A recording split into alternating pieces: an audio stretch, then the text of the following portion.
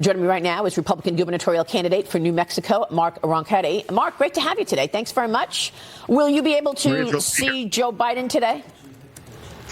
I think they're keeping him pretty limited. They've got some pretty tight events for him, and exactly what you said. He's not here to discuss the biggest issues that New Mexicans care about, and that is skyrocketing prices, a border where we have more and more fentanyl pumping into the state right now, and it is driving our violent crime. And Maria, he has not been on the border to address any of these issues. In fact, we're 600 border agents short on our sector of the border, with no hope that he's going to make those hires. So we in our campaign are going to fill that gap when we win this race on Tuesday. We're going to have a border strike force that's going to go after the fentanyl and the human trafficking into the state of New Mexico. It has become a crisis point here, and there's no doubt it's responsible for our violent crime. Well, you make a great point in terms of the border agents, because we're seeing them drop out like flies. They are resigning. They don't have the support that they want. Border agents told me that we're talking about overall 15,000 to 20,000 tops border agents. Meanwhile, Joe Biden wants to hire 87,000 IRS agents, so that we have 166,000 IRS agents total versus 15 to 20,000 border agents. It's extraordinary. And one of the biggest issues in your state is that unsecured border. I spoke with one of the border states congressmen, Carlos Jimenez, on the show earlier. Here's what he said. Watch. No, he's not gonna bring that up. It's one of his greatest failures as president of the United States. Obviously, a president's supposed to keep us safe, keep our border safe, and he's an utter failure there. So, Mark, how are you going to secure the border if elected? Tell us your plans. Well, Maria, first of all, when this governor was elected in 2018 and took office in 2019, one of the first things she did was remove the National Guard from the border and basically abdicate her responsibility. Isn't working with Texas or with Arizona. Why? Because to her, everything is politics. And because we have Republican governors on either side, we have no coordination at all. So the first thing we're going to do is return the National Guard temporarily to the border. We're going to coordinate with Arizona and with Texas. And then we're going to add that border strike force through the Department of Public Safety. And we're going to go after the fentanyl and human trafficking.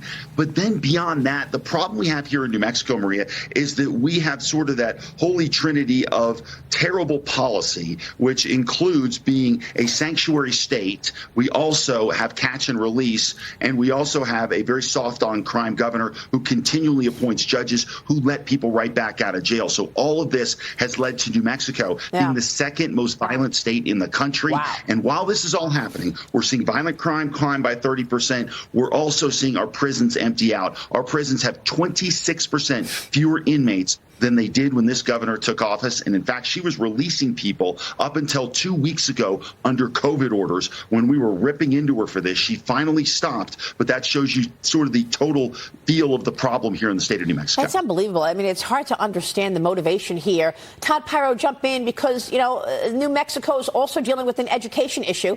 It's currently ranked last among state education. 56% of young children not in school. Nearly 80% of those in school are not proficient in math.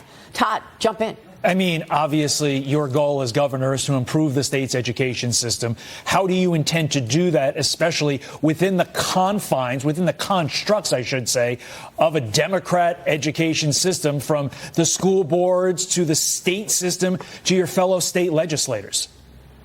Well, I think what we've seen is in the state of New Mexico, the mass majority of our education system is funded through the state here. So there are definitely a few things we can do. Our biggest issue is we were held out of school longer than just about any other state in the country. And Maria mentioned the numbers. We're 51st in education. 13% of our kids can do math to grade level. 18% can read to grade level. So the first thing we have to do is catch them up. And we need to have had summer learning academies, which we haven't had in place. We will put those in place. We will extend school learning hours during the year, and then we're going to have more summer learning academies beyond that. But we also have to get more money into the classroom. We have to give individual school districts more control over their total future here, because in the state of New Mexico, they try to drive too much policy from Santa Fe, and that's been a total failure. And your zip code should not be the qualifier in how good your education is in this state. And I think we're seeing a movement for charter schools across the state of New Mexico and school choice, especially public school choice here in the state as well. We're going to back all those. Well, Dagan, what was it? The teachers union were like basically making the rules during COVID, and they didn't want to go back to work. they didn't want to go back to work, so instead they rained like horribleness on the nation's children. And on that point, they also were coordinating. Randy Weingarten was coordinating with the CDC to make sure that that the schools stayed shut. I've called them power-hungry science deniers who hate children, because that's exactly what they did. Now they're trying to act like it didn't happen. Yeah. Mark, thanks for weighing in. We'll be watching your race. Thanks so much. Guys, thanks very much. All right, Mark Ronchetti joining us. Quick